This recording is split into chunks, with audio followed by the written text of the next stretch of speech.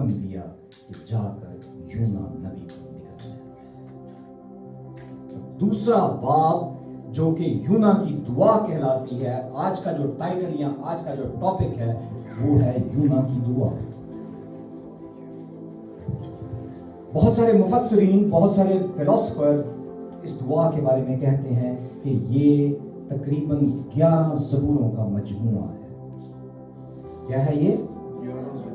11 زبوروں کا مجموعہ ہے، جس میں زبور 18، 31، 42، 69، 142 اور دیگر زبور اس میں جو ہیں وہ شامل ہیں. اگر ہم اس پوری دعا کو پڑھیں اور ان زبوروں کو پڑھیں تو ہمیں بہت ساری باتیں اس کے اندر جو ہے وہ نظر آئیں گی ایک جیسی. ان کا کہنا یہ ہے کہ وہ زبوروں کی جو ہے وہ تلاوت کر رہا تھا. اور میں اکثر و بیشتر یہ کہتا ہوں کہ میں نے جتنا زیادہ زبوروں پر غور کیا ہے، اور میں آپ کو بھی اس بات کی تلقین کروں گا کہ زبور ایک ایسی کتاب ہے جو ہمیں بہت کچھ سکھاتی ہے. ہاللیلویا.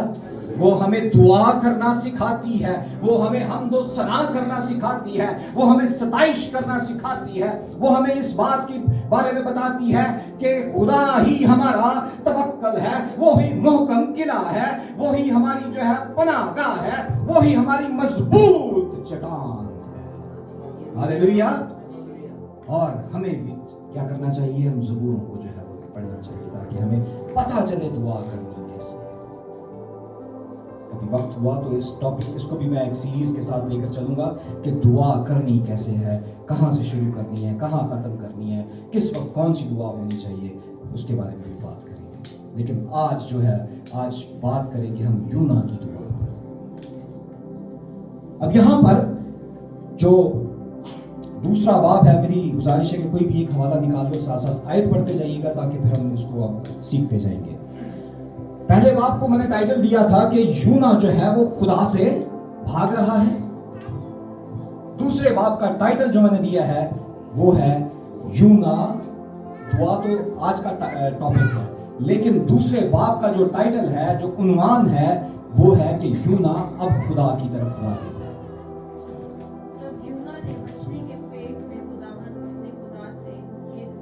اب دیکھیں یہاں پر جو پہلی آیت ہمیں اس بات کا اظہار کرتی ہے. اس سے پہلے اگر ہم پہلے باب کی آخری آیت کو دیکھیں تو وہاں پر کیا ہوا کہ یونا کے لیے مچھلی کو حکم دیا گیا کہ جا اور اسے نگل دے. اور نگلنے کے بعد اس نے کیا کیا کہ جب وہ مچھلی کے پیٹ میں ہے تو وہاں دعا کر رہا ہے. میرے عزیزو، اگر ہم دیکھیں تو کوئی ایسی مچھلی نہیں ہے جس کا تھروٹ اتنا بڑا ہو کہ وہ پورے ایک شخص کو نگل جائے. ہے ایسا کوئی؟ یہ وہ مینیملز ہیں، یہ وہ سمندری جانور ہے جو انسان کی طرح سانس بھی لیتا ہے. ہاں جی. لیکن کوئی ایسی مچھلی ہے جس کا پیٹ اتنا بڑا ہو، جس کا تھروٹ اتنا بڑا ہو کہ پورے کے پورے شخص کو نگل جائے؟ ایسے 2 انسٹنسز ہو چکے ہیں ابھی تک. ایک 1758 میں، جس کی ہمیں کوئی خاص جو ہے وہ پتہ نہیں چلتا، اگر اس کو تحقیق کریں تو ہمیں تاریخ میں کہیں ملتی نہیں ہے. لیکن جو اسکالرز ہیں، جو رائٹرز ہیں، جو ہسٹوریکل تھنگز لکھتے ہیں، انہوں نے بتایا ہے کہ 1758 میں ایک ایسا واقعہ ہوا تھا. کیا ہوا، بندہ سروائیو کیا نہیں کیا، اس کے بارے میں کوئی علم نہیں ہے. پھر اس کے بعد 1927 میں ایک اور ایسا ہی جو ہے وہ حادثہ ہوا جس میں کچھ سیلرز جو ہیں وہ سیل کر رہے تھے، اور کیا ہوا کہ وہاں پر ان کی کشتی الٹ جاتی ہے. ان میں سے ایک کو جو ہے ویل جو ہے وہ نگل جاتی ہے.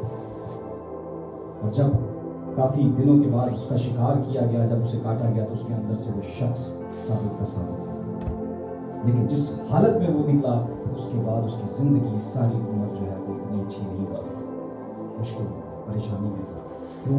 کیونکہ وہ اسکن ڈیزیز کے حوالے سے بہت کچھ اس نے فیس کیا. لیکن کہنے کا میرا مقصد یہ ہے کہ وہ شخص نگلے جانے کے بعد اپنی صحیح حالت میں نہیں رہا. لیکن جس سے ایک خدا بچانا چاہتا ہے वो उसे कोई भी निकल जाए, कोई भी उसका कुछ बिगाड़ना चाहे, उसे कोई जरूर नहीं पहुंच सकता। आमीन। और जब खुदावंद के करम की नजर हम पर होती है, जो खुदा के मंसूबे में होता है, जैसा कि यूना था, यूना को हुक्म मिला लेकिन वो खुदा की नाफरमानी करता हुआ भागता चला जा रहा है खुदा से दूर। लेकिन चूंकि वो खुदा के मंसूबे में था, उन्होंने क्या भजदा कितने तक बचेगा, घेर के ले आया उसी समंदर में वापस, और क्या हुआ, समंदर के अंदर फेंक दिया गया और मछली ने उसे निगल लिया।